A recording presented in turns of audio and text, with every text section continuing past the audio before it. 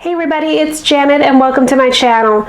Well, recently I wanted to make a box for a piece that I had made. It was a card, and it was a pretty bulky, deep card. And so I couldn't put this in an envelope. I needed to make a box for it, and I made one. I made it to exactly fit my card. You can see about how deep it is here. And then I decorated it. But I will tell you, it had been several months since I made a box, and every time that I need to make a box, I forget how I did it. So I have to relearn it. And I don't know if you experience this yourself. I mean, making a box actually isn't that complicated, but if you don't do it every day, you quickly forget how to do the measurements and all that. So I made myself a calculator worksheet, and I actually even wrote directions. There are 9 steps to complete it, and I don't need to understand a blessed thing about how to calculate a box. If I just follow the directions, take the measurements it asks for, plug them into the different spots, and add and subtract a little bit, I get the answer to the size of cardstock I need to make a box. Okay, so let's get going making a custom size box. I just randomly picked a couple items that were actually sitting on my desk. Let's say I would like to give this set of makeup to somebody. So first thing we do, step 1, measure the depth of the item you want to box in 1/4 inch increments. I'm just going to measure that. I don't think you're going to be able to see it, but it's exactly pretty much 3/4 of an inch. So I'm going to round that up 1/4 inch to 1 inch. So that is the depth of the box that I'm going to make. And I enter that 1 inch increment in spaces A and C, 1 inch, here's C, and then also in D and F. So D and F. I've done that step. Let's just check it off. 2, take measurement A, which was the 1 inch, and subtract about 1/3 of it and enter in space G, I, J, and L. So 1/3 of 2/3 of 1 inch is going to be 3/4 of an inch, and I'm supposed to enter that in G, I, J, and L. So I've done that. And this explains that this assures that the box top is not as deep as the bottom, so it allows some of the bottom of the box to be seen when the cover is on. And you can subtract more or less than 1/3 depending on your preference. So I'm just going to do the 1/3 deduction. Now we're going to measure the width of the item you want to box. Now the width will be the widest dimension of the thing you're trying to box. And it looks to be 5.5 inches. I'm going to make this then 5 3/4 wide. So that is going to be entered in space B, so 5 3/4 inch in B and H, 5 3/4 inch. So I can check that one off. Now measure the height of the item you want to box. So it looks like this is about 4 3/4. So I'm going to make it 5 inches even. So 5 inches is going to go in space E and in space H. Whoops, K, sorry. 5 inches. All right, I've done that. Now we're going to add the dimensions and then write the results in all 4 cardstock 1 and 2 spaces. So it's 5, 6, 7 3/4 inch. And this one is 5, 6, and 7 inches. Yeah, this is going to be 7 1/4 inch, right? And then this one is going to be 5 plus 1.5, so 6.5 inches. All right, so we know that the box bottom now needs to be 7 3/4 inches by 7 inches, and the box top needs to be 7 1/4 by 6.5. All right, so I can check off line 5. Now what I need to do is cut those 2 pieces out. So let me now bring in my cutter. So the box bottom I'm going to use in white. And I need that to be 7 3/4 by 7. So I'm going to put this in as 7. And then I'm going to do 7 3/4. All right, so that is my bottom. Now I'm going to cut the top. The top, according to my calculator, is 7 1/4 by 6 1/2. So let's do 6 1/2. And this is in no particular order. You can cut it either dimension first, just so long as you cut them both. And then 7 1/4. So box top. And by the way, I'm using pretty light paper for this demonstration. If you were to make this for a real box, I'd highly recommend you use at least 100-pound cover stock weight.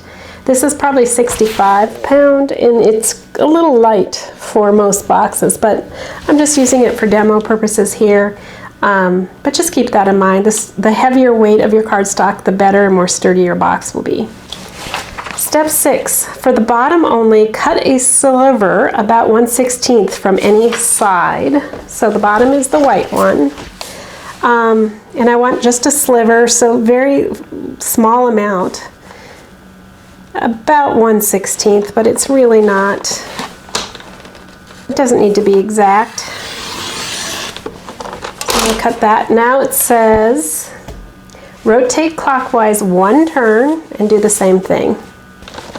And what this does is just makes sure that the dimensions are a little bit smaller for the bottom than the top, and therefore the top will fit on over the bottom.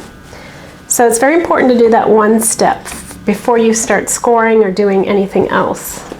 So now we score all sides of the top and bottom the same dimension as your box depth. So what we're going to do is, for the box bottom calculator, we see that the box depth is 1 inch. So I'm going to switch this over so it's very easy to get a good measurement. I take the bone folder that's housed inside this unit, and I need to do a 1 inch border around all 4 sides.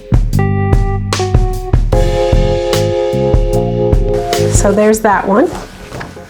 Now for the top, my depth is 3/4 inch. So I'm going to do 3/4 inch.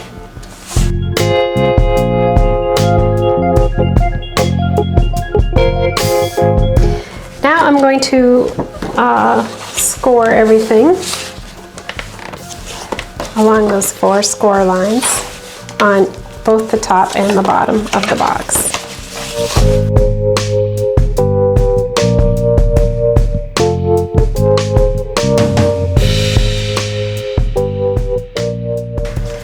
Alright, so we've done the scoring. So I'm going to check off number 7. Now choose a side and cut a corner wedge out to form a tab. And you can just eyeball this. You do the same on the other side, then you rotate it twice and do the same notching on that end.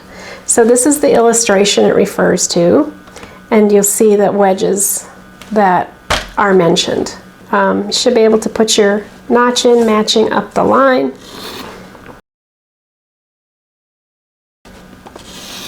Alright, so I have cut the slits there.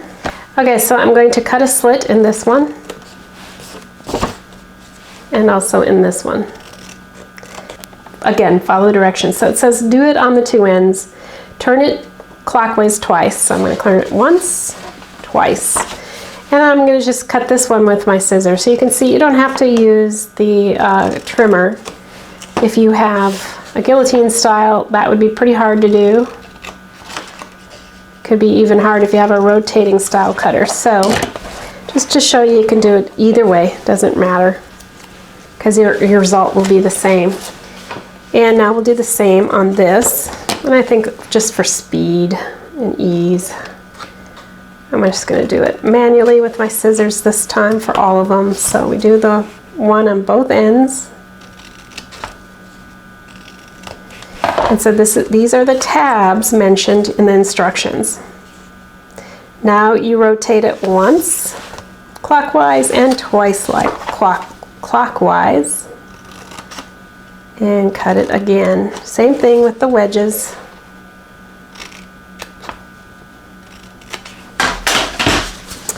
All right, so let's now form the box bottom. I'm going to take my wet glue. Now you could use snail style glue or wet glue.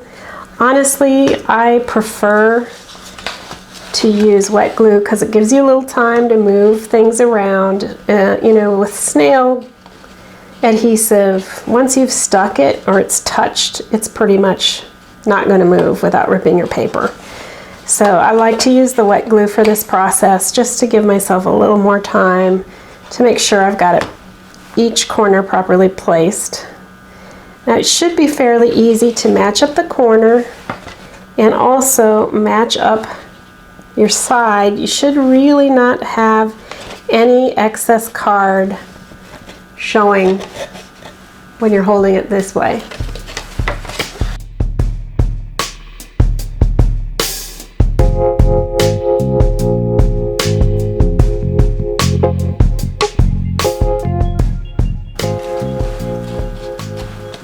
Okay, so that's the box bottom. Now some people will use paper clips to hold the glue in place. I mean, you don't want to rush it, but just a few seconds holding on to it generally does the trick.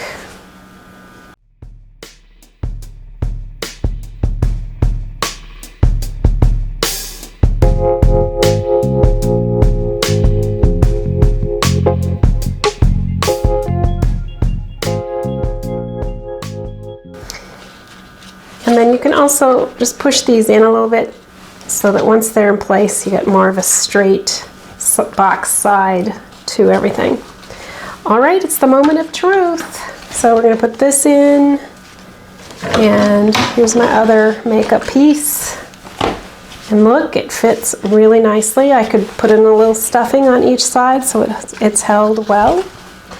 And then hopefully my box top fits, and it does. So now you can see what I mean by a little bit of the box bottom showing. You can see that that shows, and it's just a little bit more pleasant look.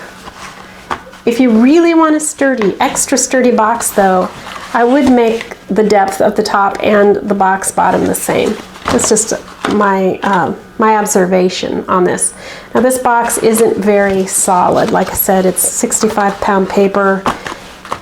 You will have a very nice solid box if you use regular 110, 100 pounds, something over 100-pound cardstock. Here's an example of one I made using 110-pound cardstock, and you can see I've got some things in here, but I also lined this box, which is a nice touch, and then I decorated the front of it, and you can see that it's much more sturdy than this box is. But this will work for any size item that you have. You can make this work nicely for you, and you can have a box perfect every time.